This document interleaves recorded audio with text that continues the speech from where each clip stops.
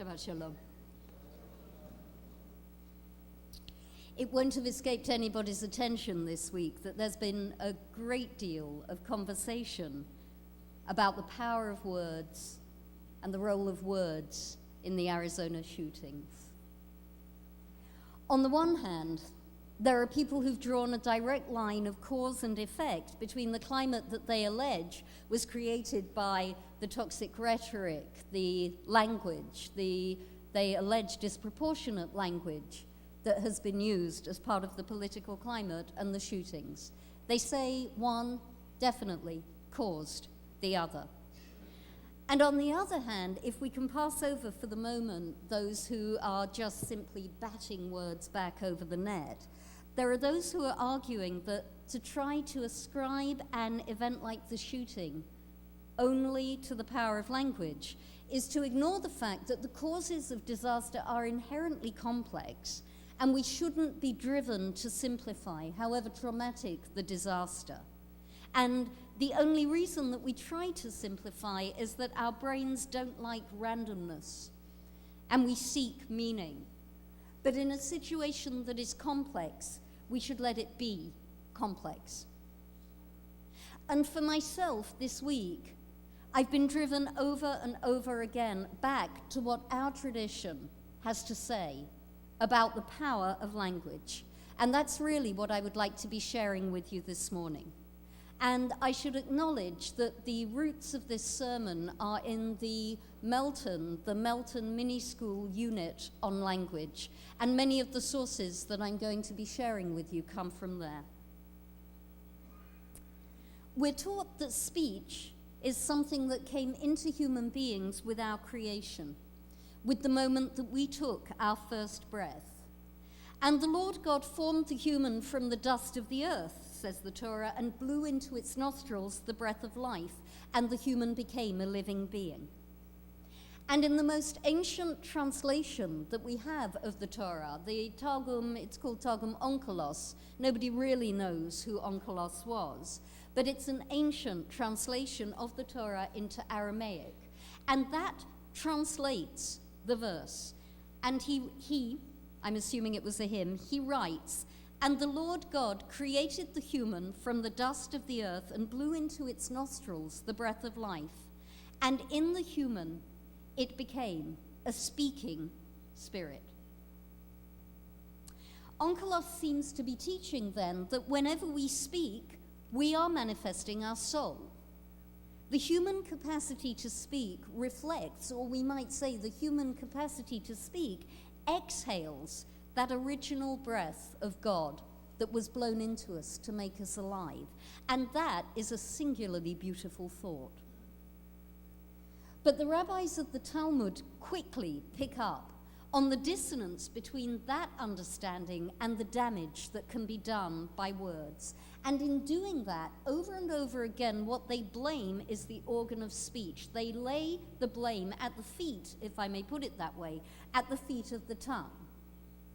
For example, they teach in the Talmud, the Holy Blessing One said to the tongue, "All members of the human body are standing, and you are lying down. All members of the human body are outside, and you are guarded inside. Not only that, but I surrounded you with two walls, one of bone and one of flesh." It's as if the tongue is made of plutonium. It's liable to reap destruction if it's not properly contained. And furthermore, this understanding teaches that God has done God's best in designing the human being to proof us against the destruction that that plutonium can wreak, and now it falls to us as to what we do. And perhaps it's those two teachings and the tension between them that underlies the better-known discussion within the tradition of Lashon Hara. People have come across this terminology, yes? Lashon Hara, the evil tongue, literally, but probably best translated as language misused. And most of us probably have come across, one way or another, the maxim that Lashon Hara deserves capital punishment. The sin of Lashon Hara deserves for the person to be put to death, because while a murderer only takes one life, the bearer of Lashon Hara kills three. the person who says it, the person who listens to it, and the person about whom it is said. So according to our tradition, speech is a mixed blessing, or perhaps it's better said as a bipolar blessing.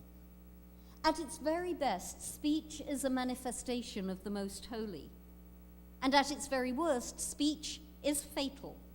And the rabbis often quote the proverb, "Death and life are in the power of the tongue." And it would appear that it is us human beings who get to decide which of those aspects our tongues are going to embody. Every time we open our mouths, teaches the tradition, we make an ethical choice. Is that a monumental responsibility? Yes, says the tradition. Yes, exactly. Yes, it is. And given all of that, I want to ask what we are supposed to make of the Song of the Sea in today's Torah reading. I'll come to that, some of the verses in the Haftorah I sang as well. Let me cite just a few of the more challenging verses of the Song of the Sea. I will sing to God who has triumphed gloriously, horse and rider God has hurled into the sea. God is a warrior, Lord is God's name. Your right hand, God, glorious in power, your right hand shatters the enemy. You let loose your fury, it consumed them like straw. For all that the song shifts after that to more generalized praise of God and God's choice of Israel as a people, and for all that this is a song that describes past events and looks at, rather than looking towards future or inciting future events, it is hard, isn't it, to escape a degree of uneasiness at the idea of 600,000 people singing these words on the shores of the Red Sea as the waters close over the heads of the last of the Egyptian army. Sit with that picture for a moment. It bothered the rabbis too. And in the Talmud, in Megillah, again this is one you might know, we find an imagined scene between God and the angelic hosts of heaven who are mustering as the events on the Red Sea take place, who want to sing at the destruction of the Egyptians. The works of my hands are drowning in the sea and you want to sing? Exclaims God. And in the same mood, we spill 10 drops of wine at our Passover Seder to commemorate the death and the suffering of the Egyptians during the plagues. And yet, the text of the Torah is there. And not only that, but we include that song every day in our liturgy, wholesale, beginning to end. There it is in the Siddur, for the weekday and for Shabbat. As if we can't escape it. As if we have to find a way to come to terms with it. And so I suggest that we need to do that. We need to obey the demand that the text is making of us. Because in the same way as we have a choice about what we say and what we choose not to say, we come from a tradition that makes choices about text. The words of the Torah are not to be left on their literal level, like ancient monuments. They are icebergs, and only an eighth of them is above the surface. And therefore, we must go deeper, and therefore, we must interpret further. And there are a few ways of taking that journey in order to try to come to terms with the violent language of the song. Now, the first way is perhaps the simplest. We could just stay silent. If I may, I would like to quote from the immortal words of Thumper in Disney's Bambi. Anybody? If you can't say something nice, don't say nothing at all. Yep. And that's funny, but we can draw a line straight from that to the kavanah that Rabbi Jeremy Kalmanovsky in New York wrote this week for the moment of silence called for by the president. He wrote, "Our tradition is that in the event of suffering, we fall silent. May we fall silent now and listen to those gunshots still reverberating and hear those bullets ricochet through our society. Let us never make such a deafening noise. And indeed, there are those who deliberately do not recite the Song of Moses in the morning service. A second way is simply, except it's not simply. Have you noticed that when a rabbi says simple, it never is? A second way is to notice the tension and recognize that it is just an irreconcilable tension and live in that tension.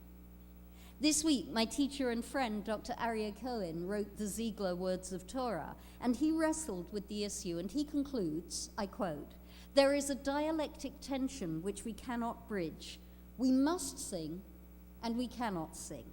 We owe praise to God and exalt in salvation, and we mourn and are struck dumb by the death and destruction at the same time." And perhaps this, I wonder, is why both the Song of the Sea in the Torah and the Song of Deborah in the book of Judges are presented both in prose and in poetry, as if to prompt us to recognize that there are, from the outset, at least two ways of understanding. There's a minimum of two types of truth at the same time. And I also wonder about another way. The Midrash volunteers, and I was delighted. I've not heard the song sung, the Song of the Sea chanted, the way that Bennett chanted it this morning. But what I noticed was that what the Midrash understands as to how the song was sung was how some of us were singing it. It says, "Then Moses and the children of Israel sang." And the Midrash says, well, first Moses sang something, and then the children of Israel completed the line. "I will sing to God," sings Moses, and the children of Israel repeat and complete. "I will sing to God who has triumphed gloriously. Horse and rider God has hurled into the sea," and so on. And to read the song that way, to read the song with Moses at the beginning of the line and the children of Israel at the end of the line, is a revelation both of Moses and of the children of Israel. And I recommend it as a study sometime.